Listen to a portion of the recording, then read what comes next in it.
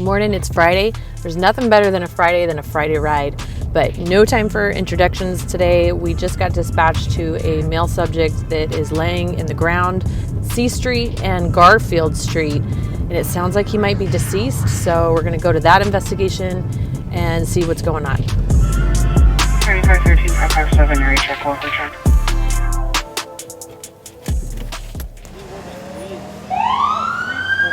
Yep. So this was a very close call today for this gentleman. Can you tell me a little bit about what happened? Yeah, it was. Well, a PLU student was walking to the building about a half block from here. Noticed this guy down on the street, laying face down and bleeding from his mouth and nose. And went into the building, told the professor. Professor runs out here, calls us, and very quickly the medics were on scene and they started doing CPR on this guy. It appears to have been a medical event, more than likely, because there's no evidence of any foul play or crash or anything like that out in the street. Cool. Saving lives? Yeah. He's right off the bat, guys, probably this going to morning. make it. Yeah. Yeah. Well, that's a good outcome.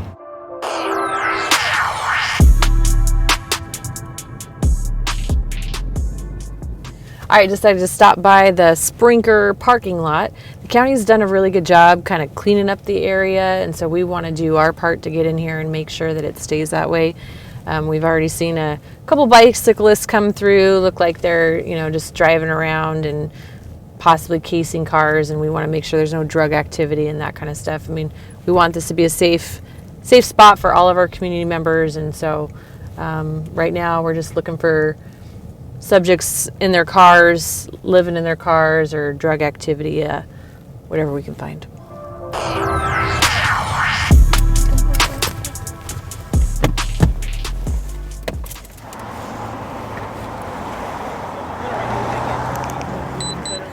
What happened here? I was driving northbound and I see a car in the middle lane overtake another vehicle, drive a high rate of speed. So I pulled her over and then I ended up writing her a ticket for using the center lane to pass. Yeah, do you see that a lot here on C Street? On C Street and on Park Ave, yeah, quite a bit. Is that a pet peeve? 100%. There's kids in school, there's people walking, and people are just driving like jerks and idiots for no reason. So. Well, thank you. Well, we just got off of that traffic stop, and now we've got another officer doing a traffic stop, and the vehicle is failing to yield. So we're going to go assist him and see if we can get in front of it with some stop sticks.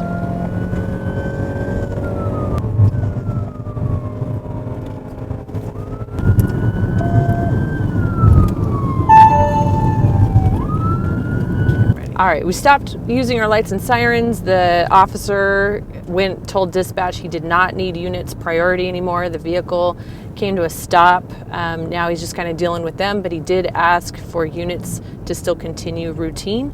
So we're going to show up to his call, see what's going on, and figure out why this vehicle was not stopping for him. You got to stop right away, because when you don't, we suspect other stuff's going on. So I just freaked out. I just flipped out because I can't. We were out to help you, and it sounded like this unfolded into a lot more than just a traffic stop. Can you tell us what happened? Yeah, this vehicle was slow rolling for about 12 blocks. It finally came to a stop. I made contact with the driver, had her exit the vehicle, and when I went back to make contact with the passenger, there was a gun sitting on the driver's seat of the vehicle. Took the firearm for officer safety, and it turned out to be stolen. We have one in custody now. Well, this was a hot mess. We're going to take the vehicle back for a search warrant. We do believe that there is drugs in that vehicle, possibly more firearms. So even though they did not give us consent to search it, we're going to take it with a search warrant. That will be conducted later today. And hopefully we get this all figured out. Well, we leave one traffic stop to go to a second traffic stop to go to another traffic stop. Now a sergeant is asking for a unit routine. So we'll see what's up with him. 21 1971 61 250 Brown and Brown. Sergeant pulled a car over for speeding. Turns out he was trying to get his daughter to school, so that was a quick and easy one. Sarge is going to take care of that, but we're going to break from there and head to a collision.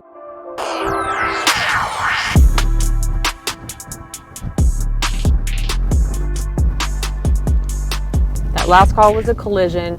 Thankfully, nobody was hurt. The blue car had ran the stop sign and the maroon car had T-boned them. So we're going to get that wrapped up, and then we got immediately dispatched to Challenger High School, where a staff member had pulled the panic alarm, and it sounds like it's just a fight, and there's some school resource officers taking care of that.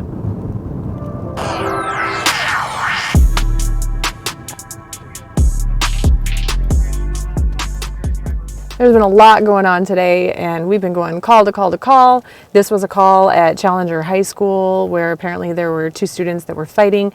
And this is why it's so important that we have school resource officers, because they were able to get here, separate that fight, make sure that everybody was safe, and make sure the staff were safe. So thank you, school resource officers.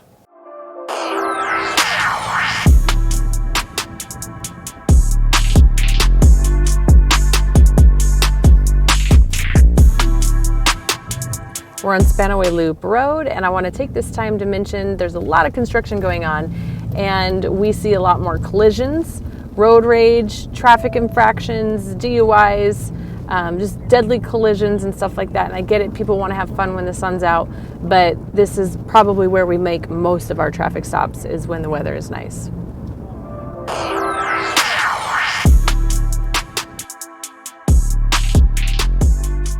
We are at another collision, and Deputy Stutz is here trying to figure out why everybody was so irate. So we're going to go check out another collision. So we have an uncontrolled intersection right here, which is where this collision happened, and Deputy Stutz is going to tell us a little more about it. Yeah, so this is a pretty common thing that happens. So we have a 4-way uncontrolled intersection. Sometimes there's some misconceptions on who's at fault. In this scenario, we had the causing driver driving westbound here. The other vehicle is driving southbound, so the vehicle that did not cause the collision was coming southbound towards him. That vehicle would be on his right, meaning he's required to yield to that vehicle. There was some concern about skid marks. They look pretty long. We measured it out and we did a speed equation. We found out he's doing about 37 miles per hour. That's about a minimum speed estimate. So nothing crazy that would indicate super high speeds. And then talking to the other driver, sounds like he didn't look to the right because he just thought he was good to go. But definitely take your time in these areas. There are a lot of collisions happen over here where there's no stop signs. Yeah. Good thing these traffic unit guys do all the math, because I wouldn't be able to do that.